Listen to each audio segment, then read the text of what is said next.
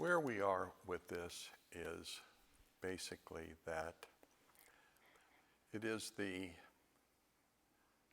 Shakta Shaiva argument that consciousness, this is something that still is with us today.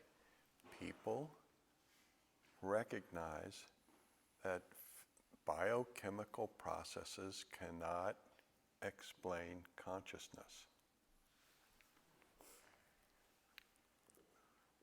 And so this was the perspective long ago. I mean, at least 2,000, maybe 10,000 years ago. You know, older than 2,000 years we don't know. That's when we can track these traditions to 2,000 years ago.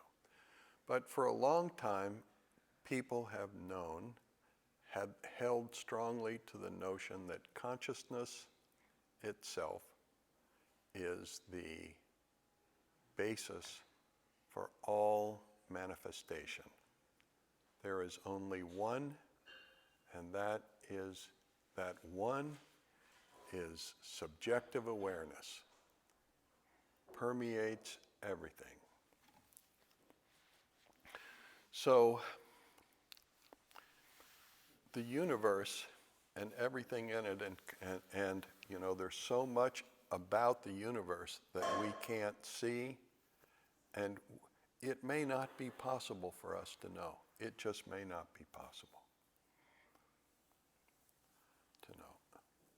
But whatever it is, for us, you know, consciousness is the highest because we can't see beyond that. And all of us, and everything that we experience through anything that we make contact with through our senses is, you know, it resides in consciousness itself.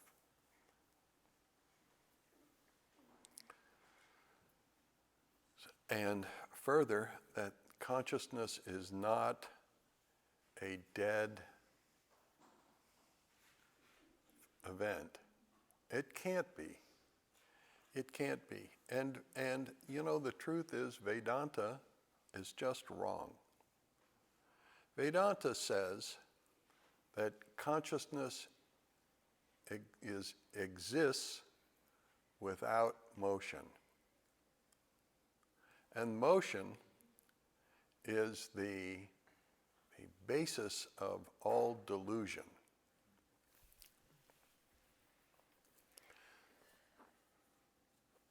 Without motion, there isn't anything. And we already know that, you know, there is either something or nothing. If there is nothing, then there is just nothing. There's no nothing else but nothing. So the idea somehow that there is awareness that is either empty or still and nothing just isn't happening. Because in that case, how does that help us understand us at all? It's useless. And furthermore, that is not our experience. So our only other alternative is that there is not nothing, in which case there is something which is the ground of everything. And the ground of awareness, which is the ground of consciousness, is motion. Shakti is motion. My term for the essential motion, which is also, you know, one of the sort of pathways in the Vedas. The Vedas, very much like all scriptural traditions, embrace multiple arise from multiple voices, not just one. My term for Shakti, this motion which is the basis of consciousness, dynamic awareness which is the basis of consciousness. This motion is in the Vedas referred to as the breath of life. And, in my language, I call it respiratory process. Everything is breathing and alive. Everything. So, and we've been through that before, but sort of bringing everybody up to speed. So where we are is that everything that we experience rests in cosmic mind. There is a mind, and everything in that mind is information, which becomes self-structured in the cognitive process of pure subjective awareness, or, in the terminology of the tradition, it would be in the mind of Shiva. But Shiva's alter ego is the goddess. Rascally fellow. Turns out to be a girl, too.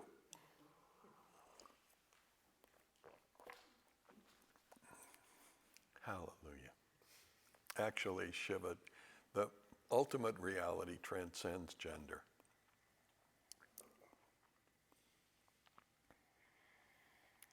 So,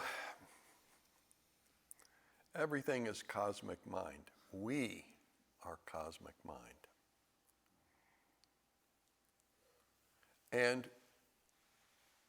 the cosmic mind that we are, the respiratory awareness that we are, that living mind which is breathing and functioning, structures information, and here we are.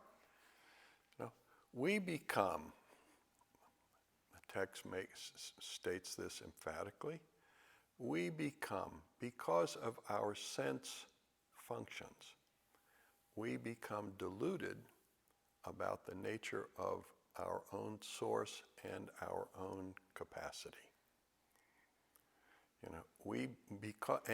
And this delusion over time is called, well, in the text it might be referred to as karma. It is what I personally refer to as ancestral trauma. Because, it is ancestral trauma that structures how we interact with, or more exactly, how we react to the experiences that we have in the world.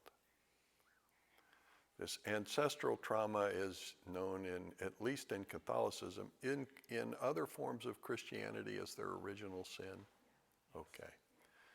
So, ancestral trauma is the original sin, the sin that you didn't commit, that you had nothing to do with at all, that is still going to get you sent to hell forever if you don't do something drastic about it.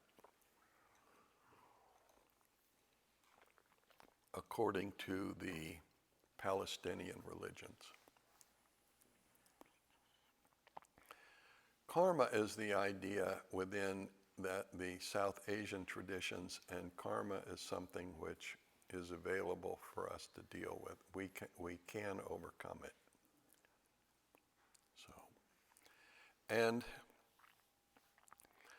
So we talked last week further about how this cosmic mind, which is vibrant and alive, which is cosmic respiratory process, interacting with itself, becomes turbulent, creates boundaries, has the experience of diversity, which is vibrant and uncertain and descends to the level of individuated mind, which further descends to the level of the physiological process. But the mind here, it's interesting to think, we all think our mind is in our body, but this system is laying out, and makes perfect sense. This system is saying, no, your body is in your mind. And we do know just how powerful an influence the mind has on every dimension of our physical experience. And so,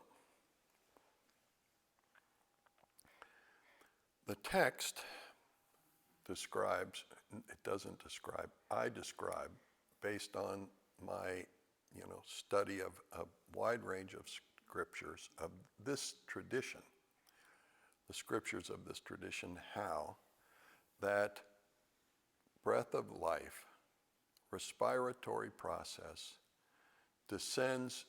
condenses into individuated living being, which is in every way a fractal of, or a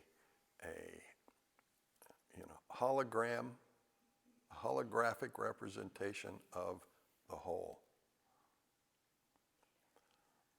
Holograms are tiny pieces of something that you look into and you can see the whole something in the tiny piece, whichever tiny piece you look at.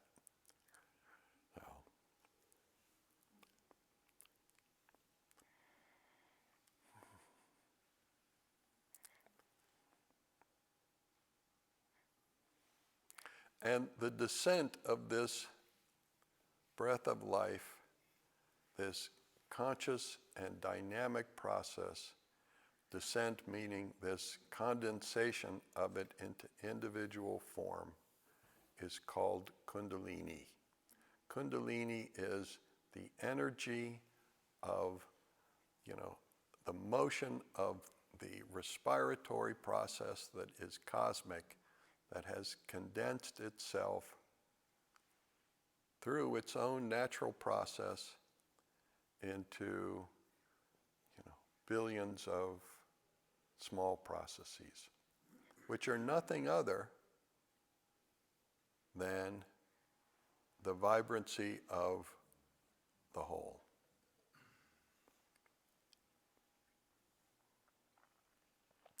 And we talked about last time, the palpable availability of the cosmic respiratory process and the palpable availability of Kundalini in its upper form as Chitta Kundalini and in its lower form as Para Kundalini.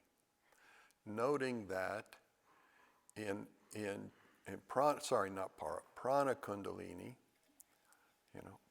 pulsates 12 times a minute, and that fluctuation 12 times a minute is the basis of the physiological process of breathing.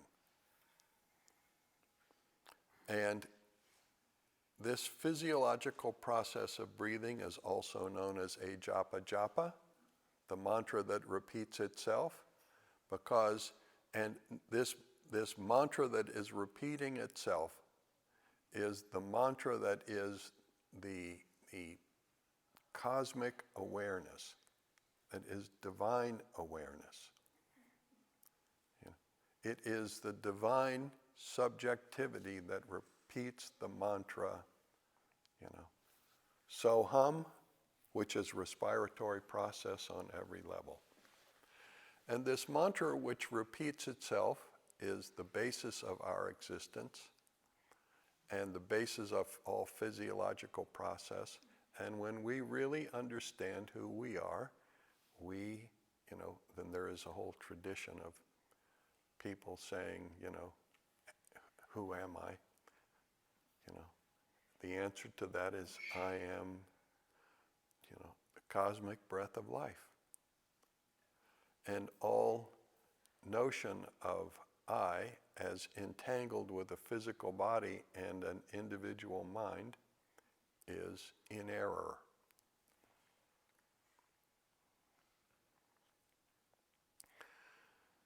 So,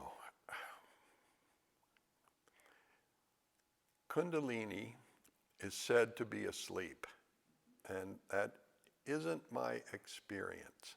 And I have argued that if Kundalini were actually asleep, the minute Kundalini went, or the second Kundalini went to sleep, we would cease to have ever existed. Poof. Not cease to exist now, but still have some vapor trail. No. Boom, gone. And so that's not what happens.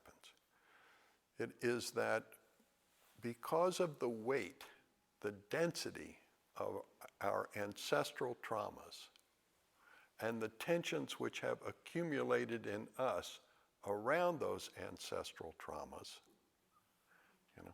Kundalini's function is suppressed, and she operates on a level which manages to keep us alive, but not very.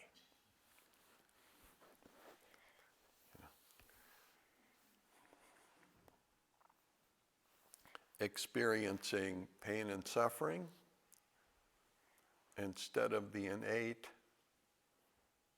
bliss, or as I call it, the simple good feeling that is our essence.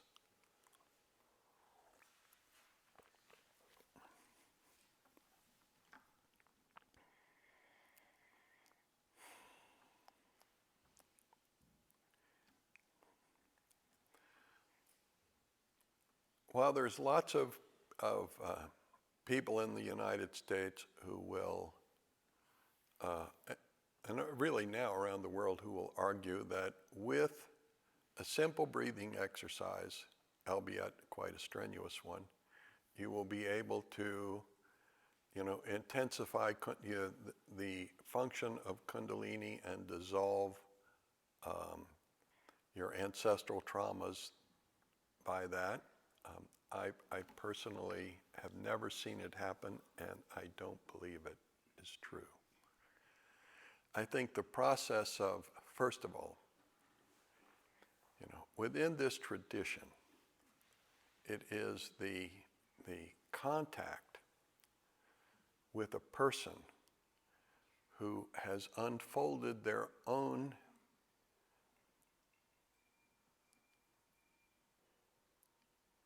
divine nature, their own creative energy, their own Kundalini. Contact with a person who has transcended their ancestral trauma and resides in the awareness of their own divine nature, is that contact which causes Kundalini wrapped in ancestral trauma to become activated more and to start to vibrate more and to start to begin from within itself, from within the egg of its, encapsulation, starts to vibrate and awaken, and it begins to breathe more and function against, it moves against its constraint, breaking the tension, breaking the structure, and beginning to awaken to its own unlimited and unimaginable creative potential for the sake of breaking out of its shell and expressing its unimaginable potential and in the world of differentiated existence, leading to culminating in a recognition that there is only one,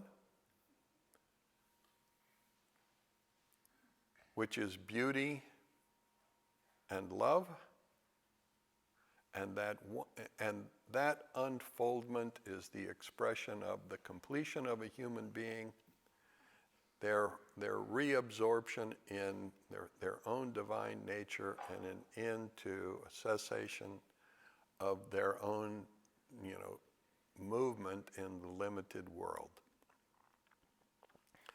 In the end, Buddhist and Shaiva ideals converge in the notion of liberation. What that looks like is a little different, because Buddhists argue that nirvana is nothing, and Shaiva at least argue that nirvana is a happy place. So, my own experience is that there's no such thing as nothing, and simply breathing, the simple awareness of respiratory process is always a joyous occasion. If we take a moment to become aware of our breathing, it feels good. It feels good to breathe. It feels nice to breathe. And the nice feeling that arises in us as we breathe, if we were to attend to that nice process, we would expand that good feeling until it completely changed our minds. Now, it's interesting to me, I saw a piece this week that was basically talking about the human nervous system, and pointing out that in the human nervous system, the fear pathway and the hope pathway are the same pathway. And so you are either fearful or you are hopeful. You are either reacting to your experience, which is fear, or you are hopeful, means you are expanding into your environment, and which is expansion and joy and peace and the potential for and kindness and the potential for love.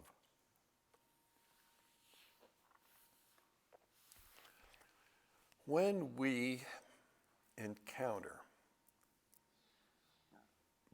a human being who is engaged in the process of unfolding their own creative energy and actually made progress in that, the fluttering of Kundalini within each of us and the sort of stirring of that creative energy inside very often, provokes our ancestral trauma. As it flutters, our ancestral trauma starts to resonate, and we can become afraid.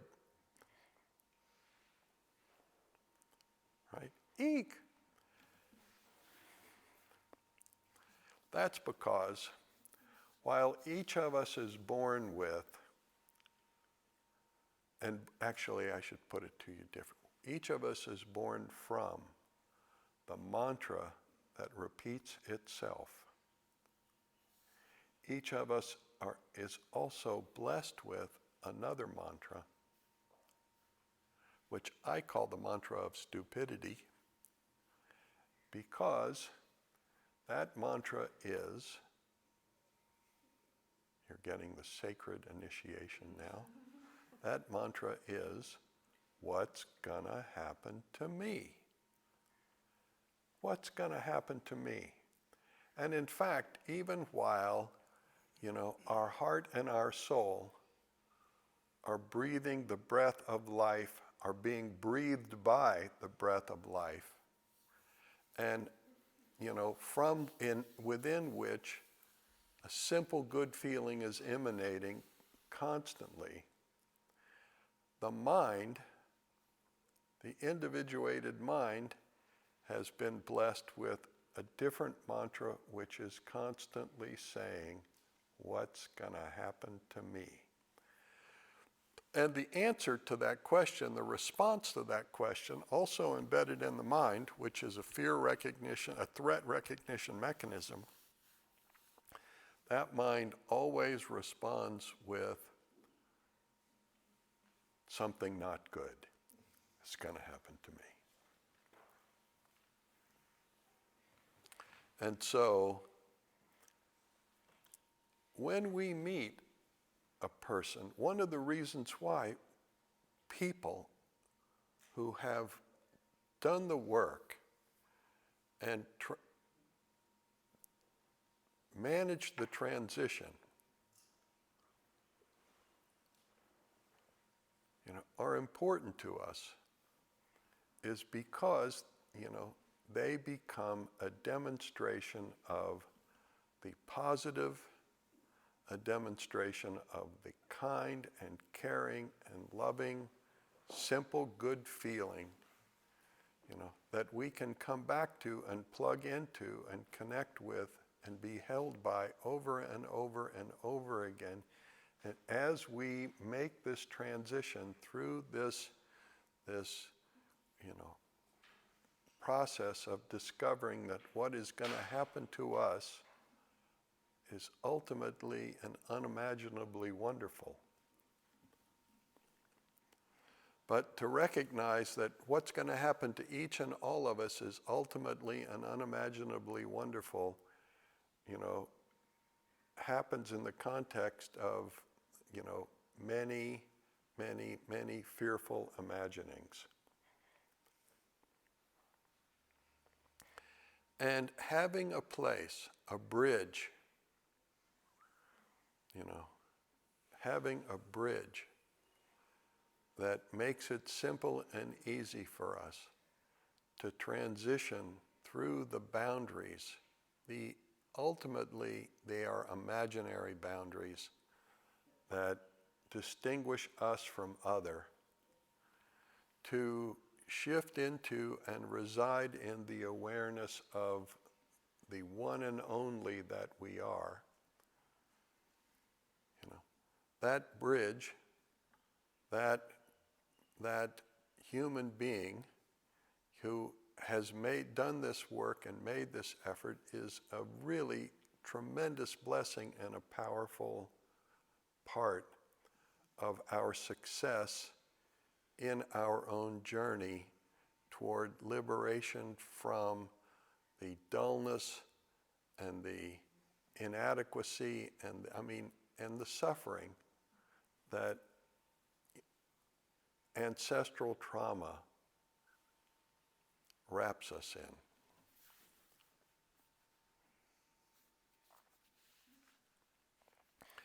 And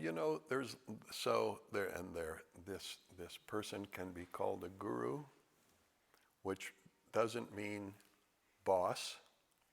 It doesn't mean Lord. It doesn't mean, emanation of ultimate executive function. It doesn't mean that. Guru just means, bringer of light.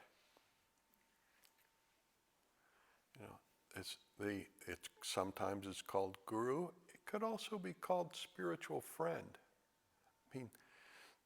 For each, but this person is necessary. This person doesn't tell you what to do. This person isn't in the world to tell you what to do or boss you around. That is, each human being on this planet has to paint their own canvas. This is not negotiable. Nobody can paint your canvas for you. You have to paint it. This is your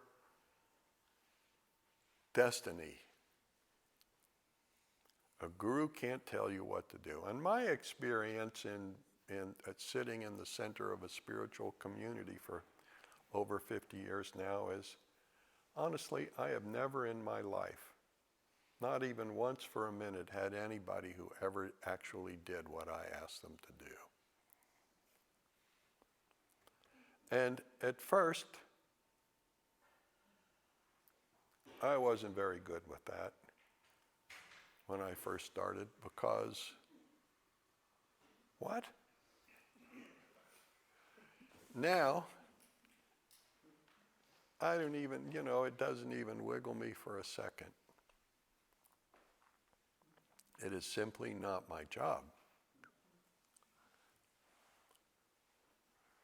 And as a bridge, I am aware of and now comfortable with being walked over and over and over and over and over again, and it's not a problem.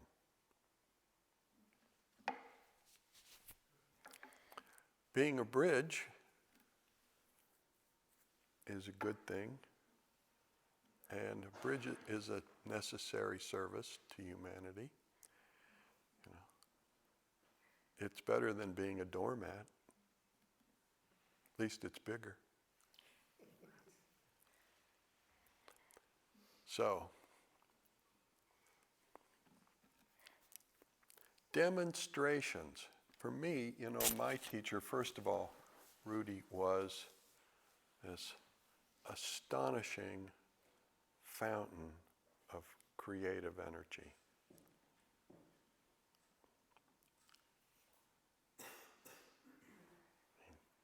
But the other thing he was he was a demonstration of loving kindness and discrimination in motion. He lived in America. He was an American. He was showing me how to navigate America, not India, thankfully. It's useless to know how to navigate India, and we will never know in any case.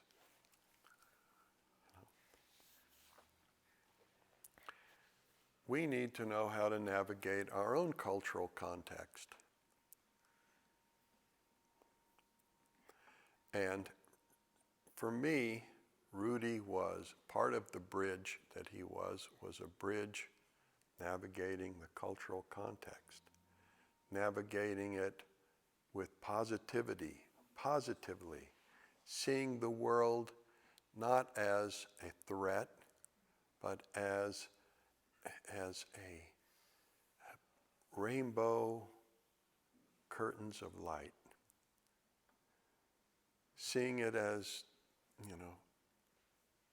vibrating and permeated with unimaginable possibility, which through the course of our lifetime is fulfilled, and we come to a place of completion in which we can separate from this body and all of the ancestral traumas that it has represented, and go on to reside and be in complete peace and harmony as, infinite creative awareness, the breath of life.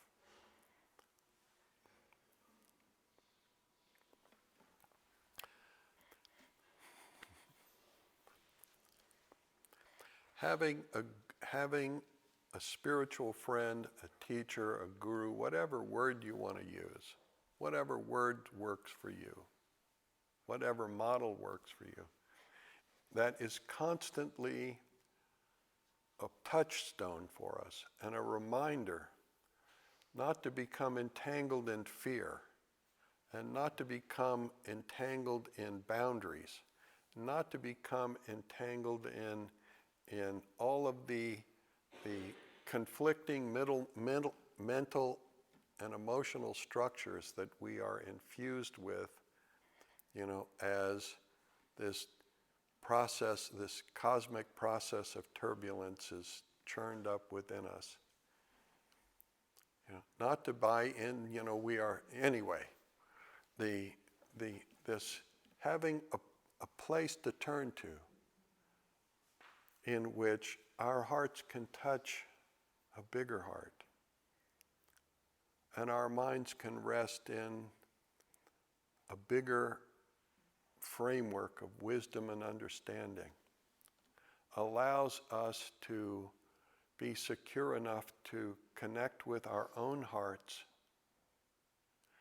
allow our hearts to unfold enough that our mind can become quiet in the joy that is resident in our hearts, and allow the unimaginable possibility that is embedded in each of us to begin to unfold itself.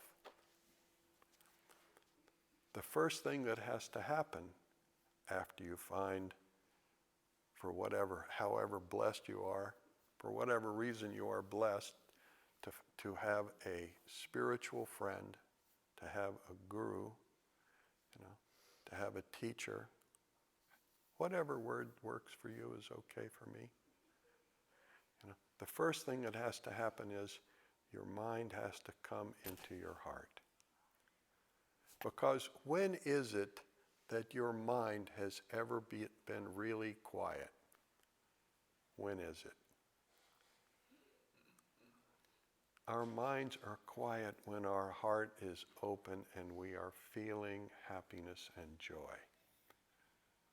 That's when our mind becomes quiet. Otherwise, it's la la la la la la la la la la la la la. And all this la la la is actually condensed into one thing. What's the one thing, Tusky? Stress or anxiety? It's the mantra of stupidity. It's all condensed into the mantra of stupidity. What's going to happen to me? Oh my God, what's going to happen to me? Oh, there's a blue cat. Oh my God, what's going to happen to me? Oh, it's wearing a red cap. Oh my God, what's going to happen to me? It's going around in circles. Will it kill me? Ah! Right? I mean, it's like the amount of crazy that goes on in everybody's head is ridiculous.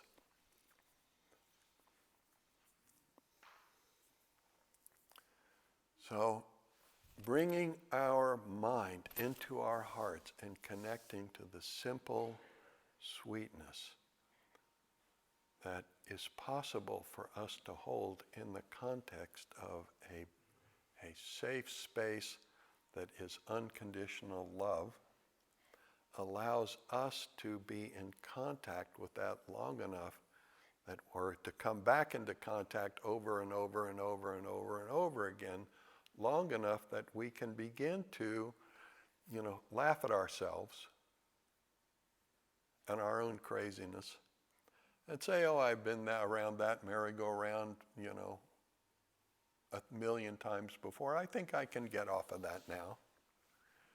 And just hold that simple space within ourselves.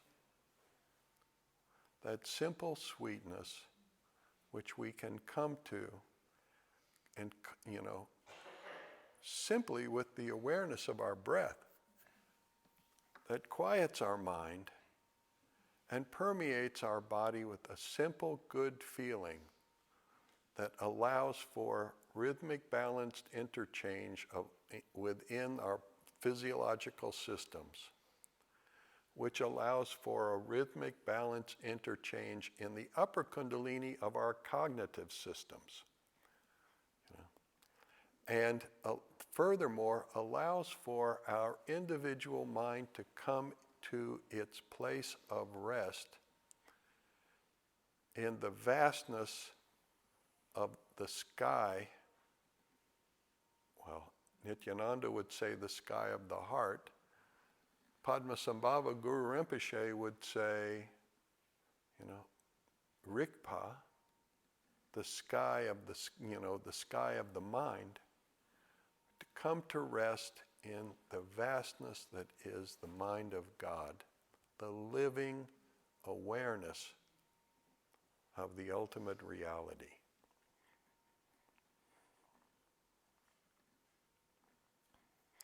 And, in the Pratyabhijnahrydayam there are a number of practices, but the first practice they talk about is withdrawing your senses, and every practice basically is based in withdrawing your senses into yourself.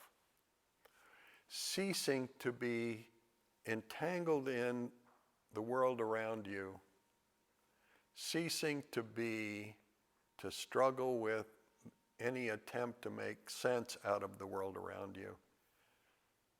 Just between you and me, this is a little aside. It doesn't make sense. You can stop trying now. There is no sense in it at all. It is all utter nonsense.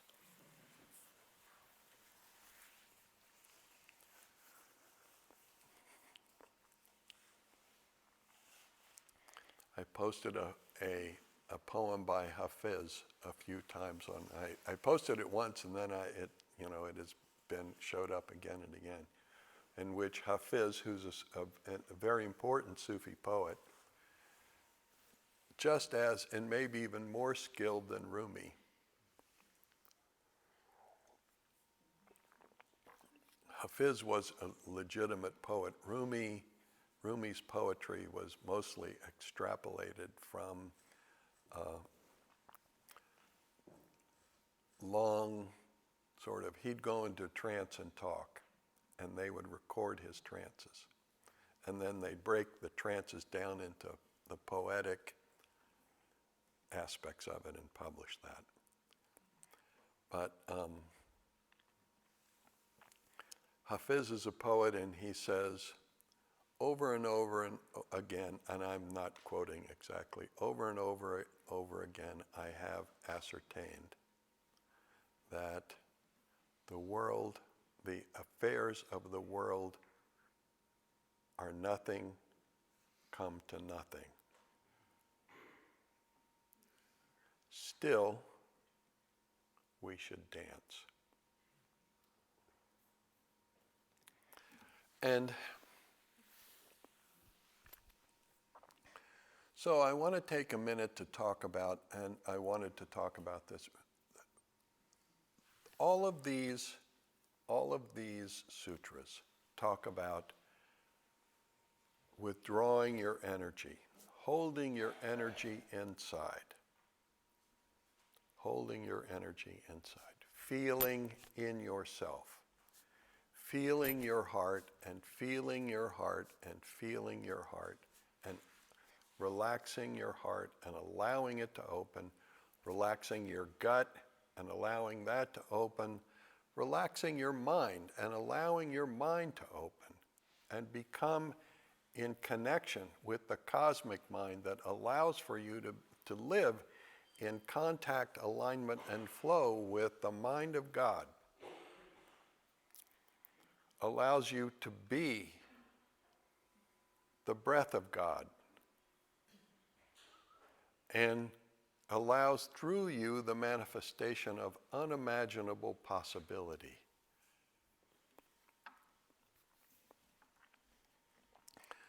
So in America, and to a degree, a smaller but meaningful degree in India, somehow Tantrism has become connected with sex. And frankly, this is just stupid. This is the British who were, and the Muslims too, I think, but more the British, because the Muslims could have 4 wives, and the British could not. And so they became really obsessed with sex. And there is this complete misunderstanding about the nature of Tantrism. Now, I want to take a few minutes to say that in all the early religious traditions, sex is considered problematic. And, furthermore, there is this obsession with purity that exists in all the early traditions. People go into caves and into the jungle and eat only roots and berries and try to shed their ancestral trauma through diet and restraint. it is the observation. It's like Lama Wangdu said once, people who do that kind of shit are just pissed off all the time.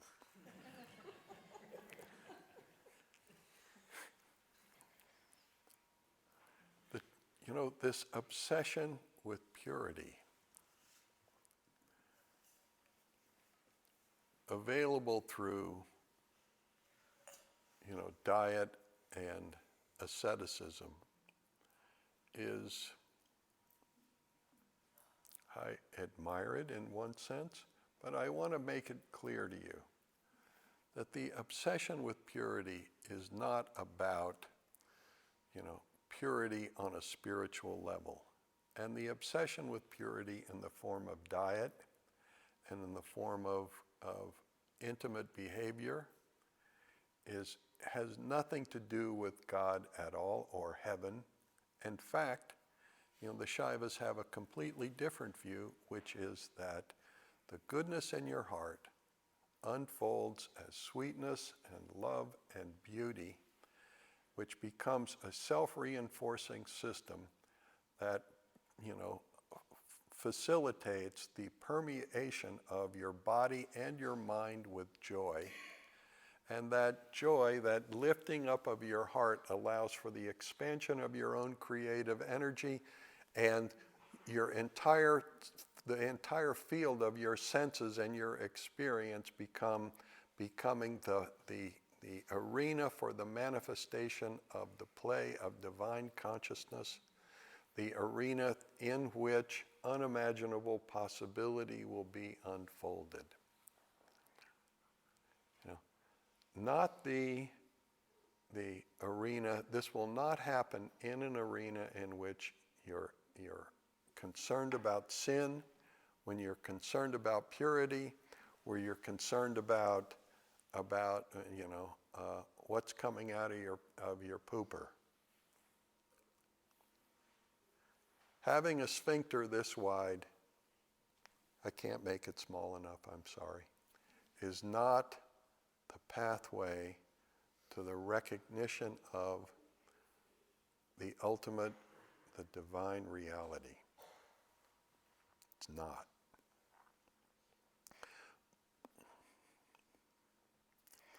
In Tantrism, because there is only one, we appreciate that sense perception,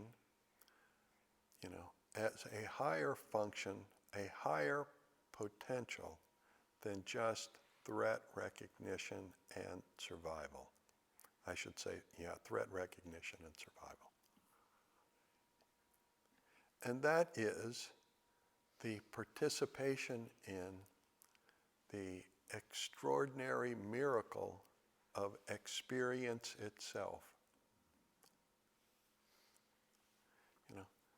Recognizing the purely positive potential of sense experience and grounding our minds in the positive so completely that we are able to hold that space of simple good feeling, which is expressed as kindness and love and work, is the pathway through which our understanding of our world, and then our senses, and then the understanding of our own mind. Can you please think about sometime how the experience of beauty transforms your understanding of yourself and your life.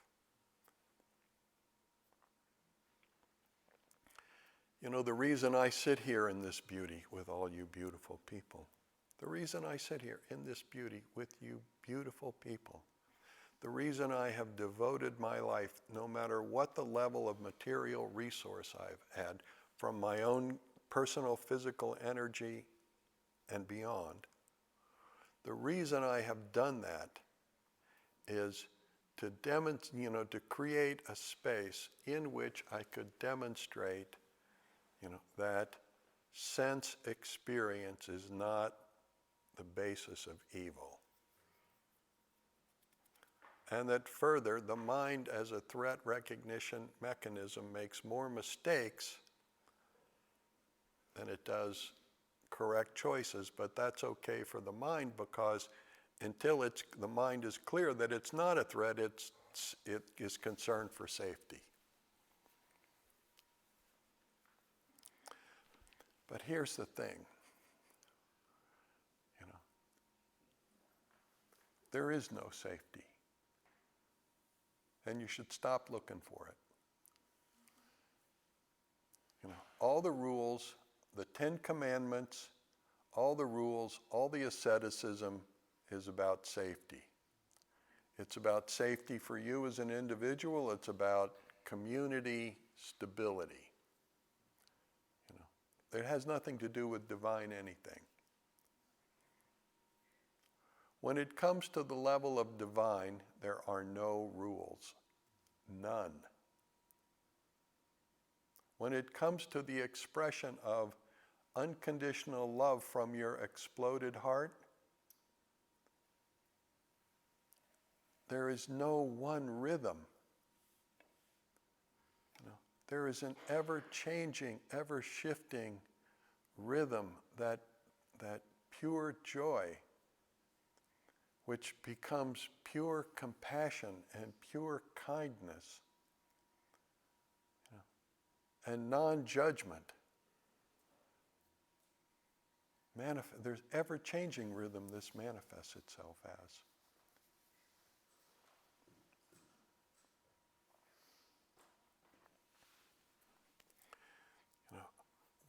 So anyway, I have come to the conclusion that diet is obviously about physical health, and we have to be physically healthy in order to be able to have the stamina to hold our energy in ourselves, and constantly recognizing, and dealing with the threat recognition mechanism that exists within our own heads, between our ears, constantly bringing the mantra of stupidity into alignment with the breath of life, so that, it becomes a pathway through which the simple good feeling that is divine bliss can begin to rise up in our hearts and illuminate our minds and shine out through our eyes and our nose, and most importantly, our mouth. So that can happen. All the rules are about keeping us safe and about keeping, the community of people that we move around in somewhat stable, and has otherwise nothing to do with anything. Following the rules is definitely a pathway toward, the maintenance of ancestral trauma. But having said that, I want to tell you that I've spent my life looking at the rules and and dancing with them, and, respecting them, but not very much, not overly so. I have tried to live in a life that is skeptical of, but in balance with the rules. And I can say this, by now I have come to a place where I am committed to the rules. I am committed to discipline. I am committed to it because the amount of suffering that we can provoke, in the world, in a world that is fearful and brutal and cruel and stupid and ugly, is immeasurable, and can definitely become an obstacle. Dealing with that can become an obstacle to our unfoldment if we're not careful. But we have to, living in the context of those rules, understand that, it's not the rules that do anything for us except, liberate us from the tensions of others. You know, it is the joy in our hearts that liberates us. It is the joy. It is the love in our hearts. It is our passion for learning and growing.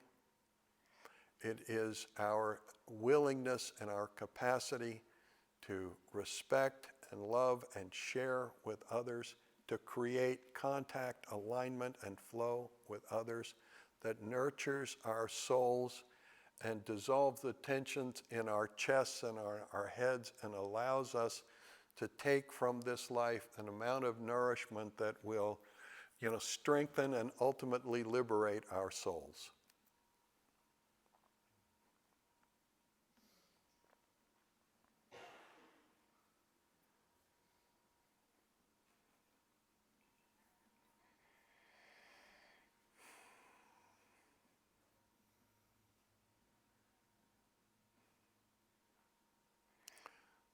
So, but the rules are stupid and have no, except for keeping this particular life going long enough that you can get some traction to use it to get out. Being killed over and over and over again by your fellow, beastly humans is not a successful trajectory for liberation. And so, the way it works in India and also around the world, even among early Christians, the way it works is, Nityananda had nothing. He lived in the jungle. How he did it, I have theories. And those theories are backed by some experience. But I can say this, that he had nothing, he wanted nothing, he lived naked, he slept on the ground, the bugs ate him, he probably ate some bugs. He was unconcerned about what he ate. He wanted nothing from any human being, but still he made himself available for contact, alignment, and flow with other human beings, even though that inevitably leads to a great deal of discomfort and some misery. He bore that for people, for us ultimately. But still, he hid from the world, he hid from people, he didn't want to be famous. He told people not to tell other people about him because he didn't want to be known. Even still, he became quite known at the end of his life. He ran away from people. He hid in the woods. He lived in caves. He ate almost nothing. And I personally think it was out of a profound respect for the capacity of other human beings for violence. There are stories about him, being poisoned by other sadhus who were jealous, who gave him poison and then died from it. He ate it and they died. There's a story about that. So the rules are not insignificant. But you should understand that sadhana is about love, it is about compassion, it is about seeing God in everyone, and seeing God in yourself and seeing God in everyone, and ultimately resting your heart and mind in the divine creative process and becoming free of individuated expression. Growing your energy field to the degree that when you separate from this body, you merge in the mind of God.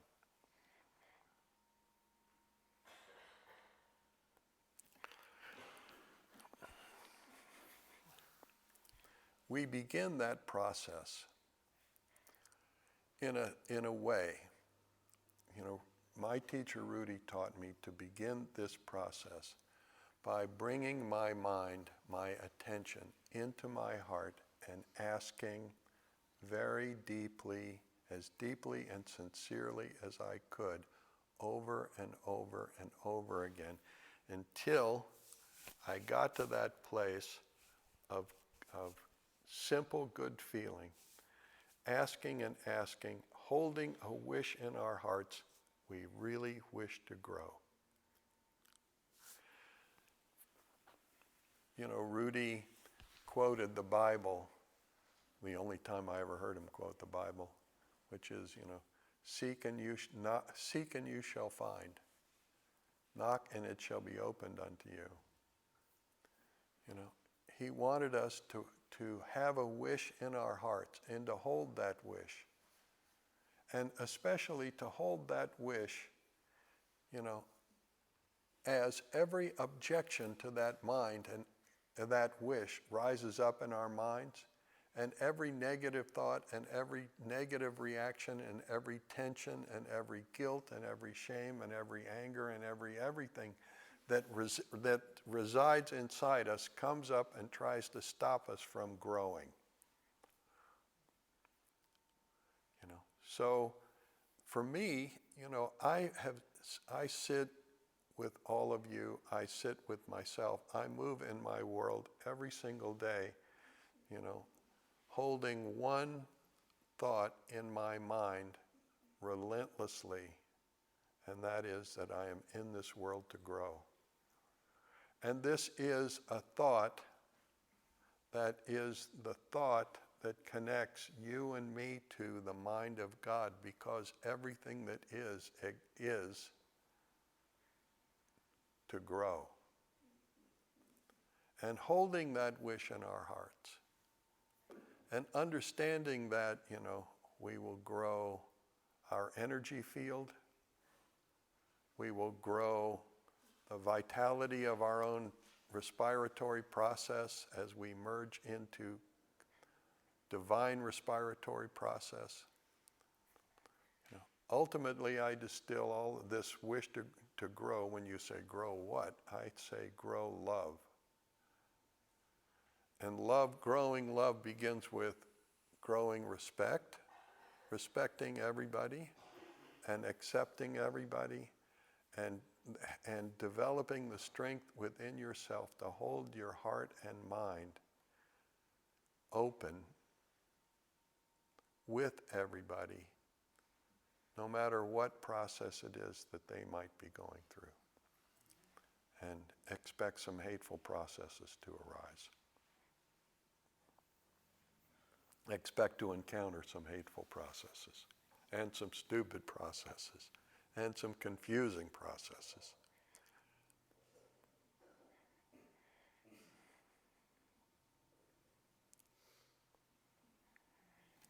It is this, so,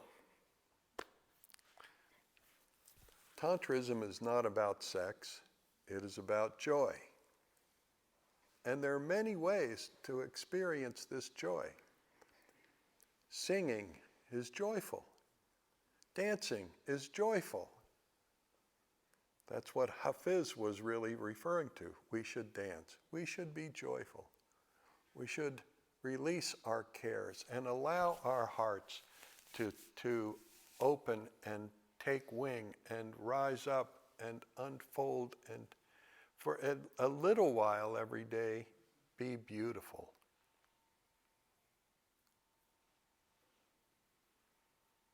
No matter what our minds say. When we're dancing with others, there is a rhythm to become aligned with. And, you know, that can look like a rule, but it's not exactly a rule. It is a rhythm to be aligned with as we dance the dance of the world. As we dance the dance of our hearts, the rhythm is different.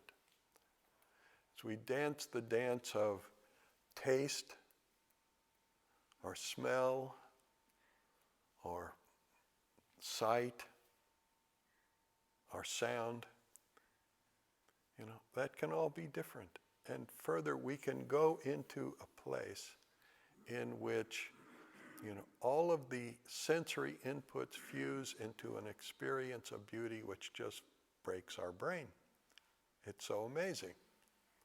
And this experience of beauty, however we experience it, is a divine experience. The experience of our own sexuality is enormously powerful and positive. And only one dimension in which it is possible for us to experience beauty. Only one dimension. It's every bit of it. The thing about our sexuality is it's embedded in each of us. It's one of the most powerful, it is actually the most powerful and divine part of our physical existence. Giving rise to another human being is a very powerful, powerful, powerful tool. But it's out of that same energy that our creative capacity of our emotions and our minds emerges. Out of that same creative energy, the restorative potential of our physical bodies is present. But all of this beauty is really what Tantrism is about. It's not about sex per se.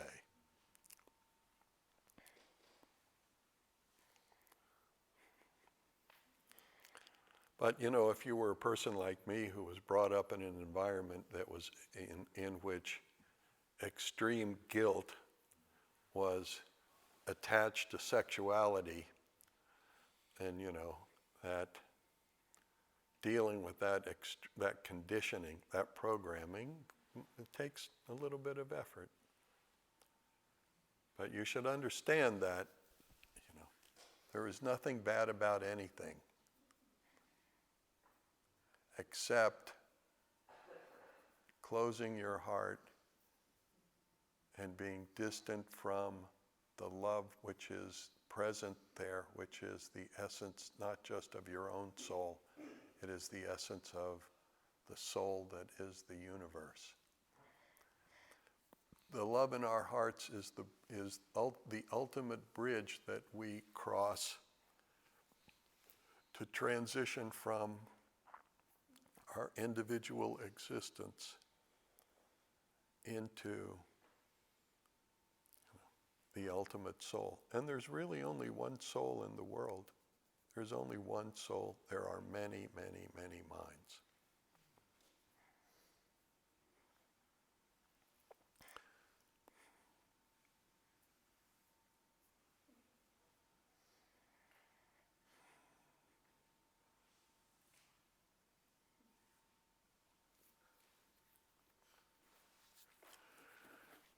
The text is very clear in saying, in quieting our mind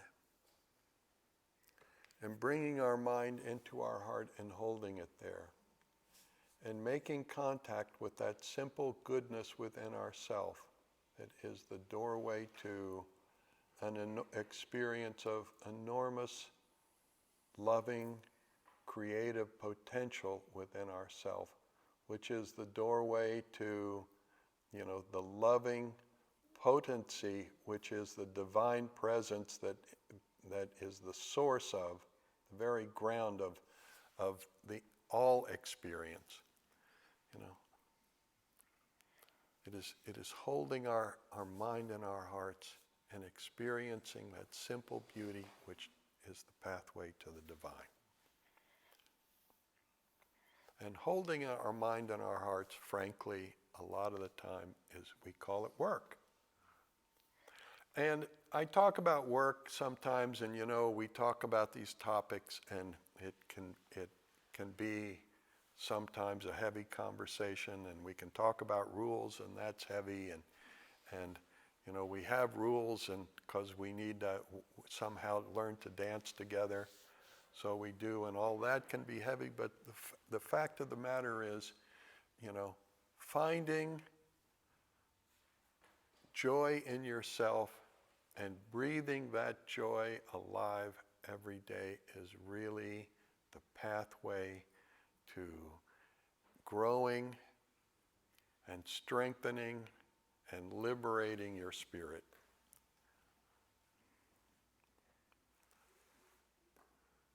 And living a life in connection with the trauma that is the world, the relentless trauma that is the world, is like that.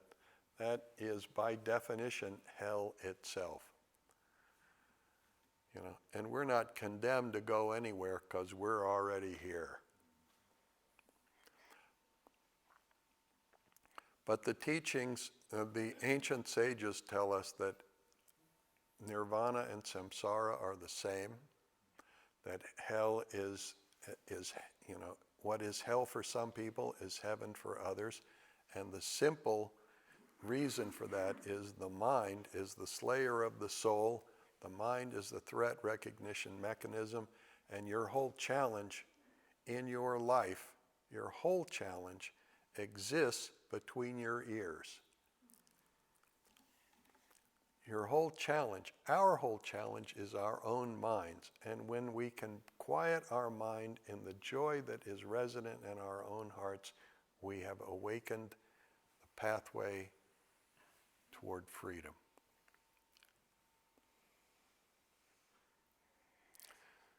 And the reason why we practice, the text makes clear in a simple statement.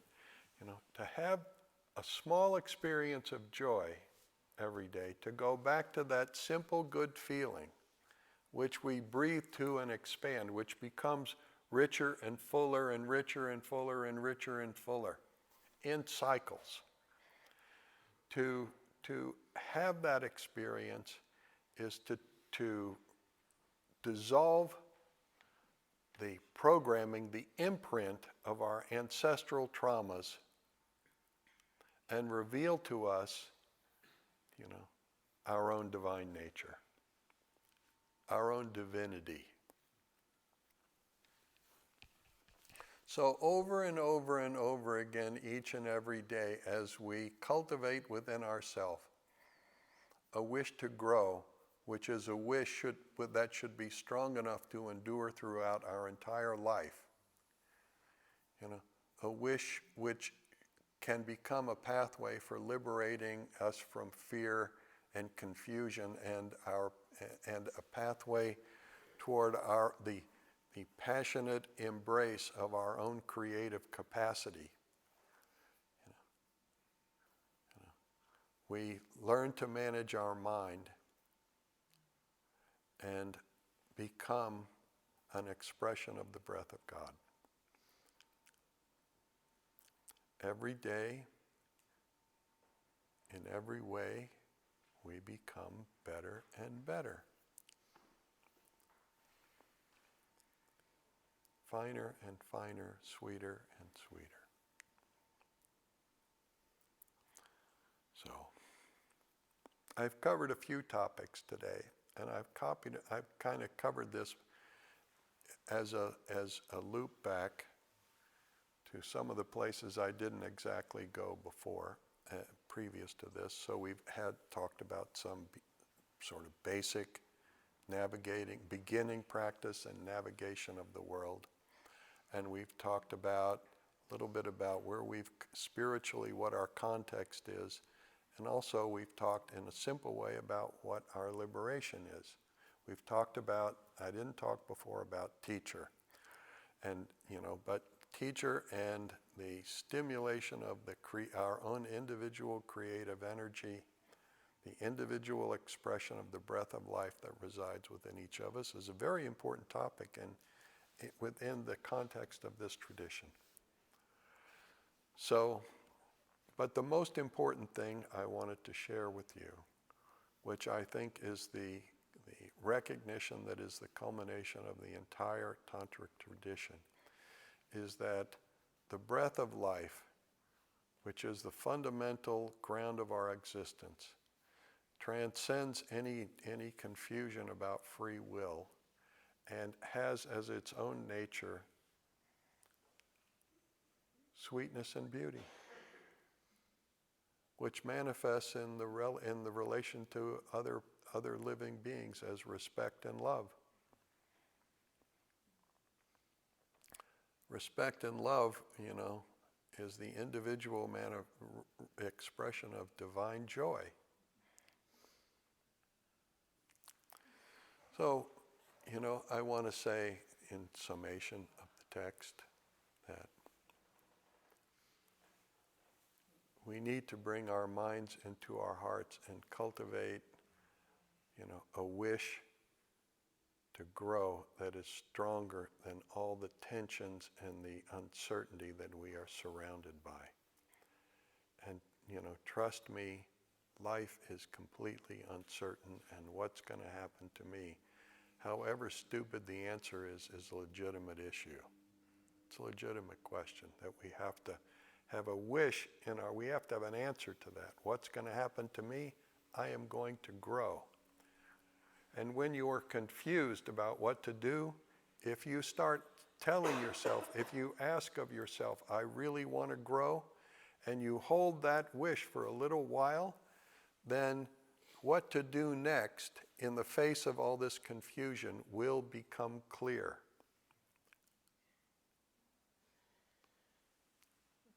It will.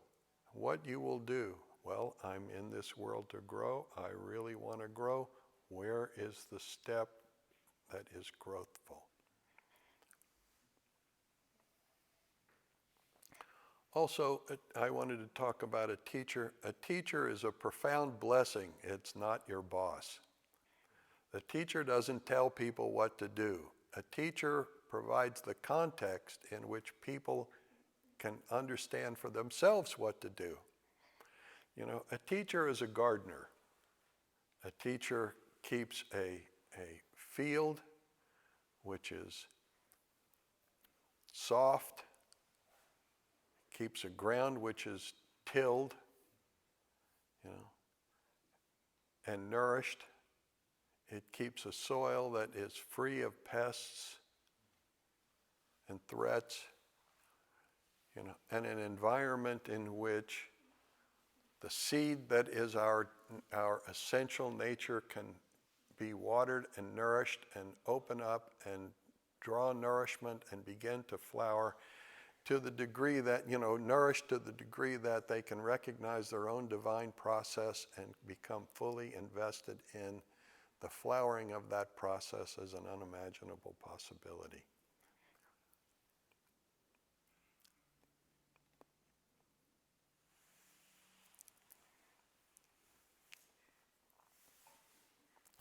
In our culture, in America, because America teaches you that competition is noble. And America teaches you that independent is what you are, and in competition with others. And it teaches us, these are wasteful, stupid, destructive ideas that have never done anything good for humanity, but they do a lot of good for, the economic structures that exist in our culture today. They keep us, those without trust funds, in competition with one another so that we won't recognize how we are being controlled in the process. They tell us America, for one, or Russia or wherever, is the land of the free and the home of the brave. But it's not.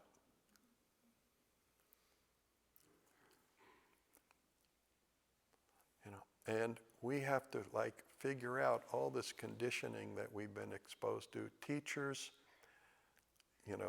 exist in contrast to all the conditioning and make available to us the revelation of our own personal responsibility and our individual power to transform the whole field of our life and participate in the transformation of experience itself for the benefit of all living beings.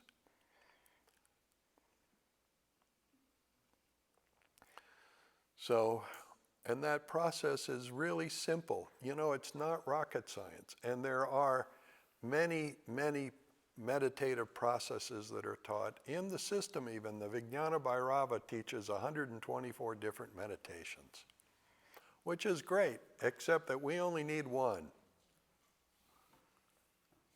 Do one.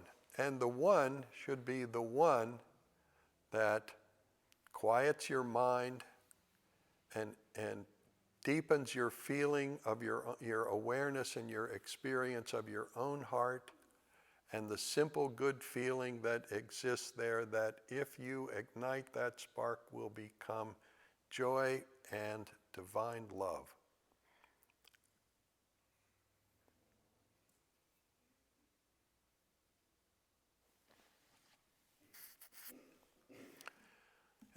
And further, I wanted to say, I talk about contact, alignment, and flow as my definition of yoga, and I wanted you to know that too, contact, alignment, and flow is one of the meditative processes,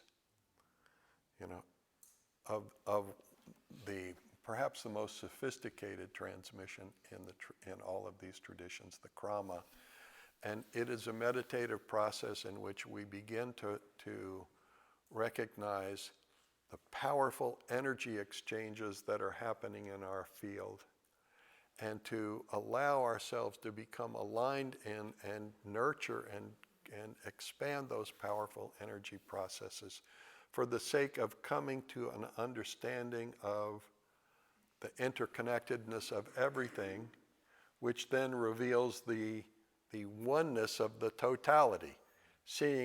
First seeing the structure of interconnectedness, and then immersing our awareness in that interconnectedness, we realize that the structure and the interconnectedness is infinite. That all the flows are only structured by their turbulence and the manifestation of distinct frequencies.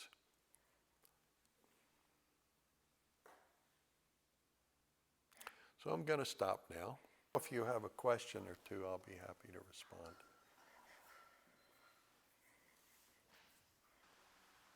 Moni?